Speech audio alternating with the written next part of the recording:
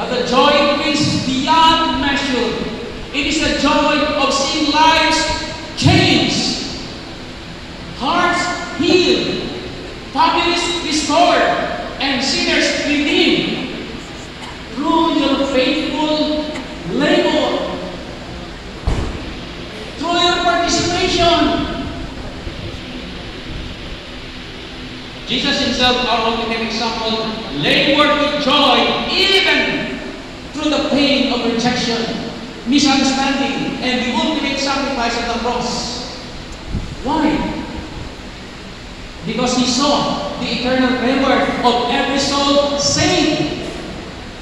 He saw beyond the immediate pain to the everlasting gain. Ang nakita ni Jesus, kaya pinis niyang lahat sa pamamagitan ng kanyang pagdurusa, pagtitiis, paghihirap. Souls will inherit the kingdom of God. Luke chapter 15 verse 10 tells us, there is joy in the presence of the angels of God over one sinner who repents. Can you imagine that? The celestial host who surround the throne of God erupt in songs of praise and shout of joy because one lost child has found their way home. Kaya sa tingin nakita tayong binyagan, kaya yung mag-ingat mamaya, isang kaluluwalang nagdiriwang ang kalangitan. Hampas mo mas makali pa yan. Sinasabi nga ng ating mga puso. Ano lumalabas sa ating bibig?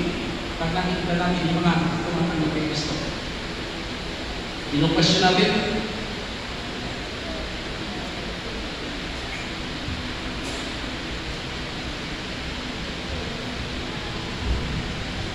Kaya ang Sabat, nasa US. Kung masasabi, Pastor, gusto ko magpamilya.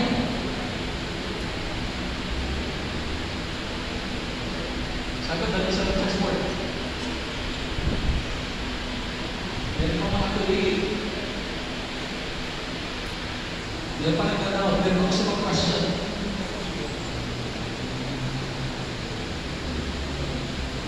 Bakit kaya ang binyagan? Natanong ko sa bibig ko, what if? Nung pangalawang beses ako pumunta dito sa Money Center, ni-recheck ako kung hindi ako binyagan. Definitely pumunta ako sa mga church pa rin. Baka pinaging isang Baptist pastor na yan, or Methodist. Mabuti na lang, walang question. Sa halip niya namin mga nagkakata, I know there are people rejoicing because of my Lord. Element appears this God is brought in Christ of Revelations, page 197. When one is brought back to God, all heaven is made glad. Isang kaluluwa nagdiriwang ang kalangitan. Tapos tayo nung question natin. O nagdududa tayo, nasa natin, papatunyan yan, ano may sabat wala na yan. Who are we to judge? I have also my own experience. Naging strict ako sa baptisan. Invite ako, or day pastor ko lang, tapos invite ko ng mga Koreans na nagtatingan sa paligid. Bakor paligid, malaking Muslim, akong speaker. Every night, may kumalapit sa akin kasi, ay matagal akong agad kasi pinaking pangaway sa eskrita. Pagkakakin ang magkuya ko ng kakala ko kasi medyo kapag-kapag sa pero siyempre lalo ka sigla. Kami sabi, Pastor, dito pa ako. Gabi-gabi. Ang last night, Friday night, ako nanuwagan ng baptisan, siya ako lang tumayo. Okay lang. Paano yung Sabat, kinabukasan, tinyagan na. Siya po nang tumabi. Tinawag yung pastor,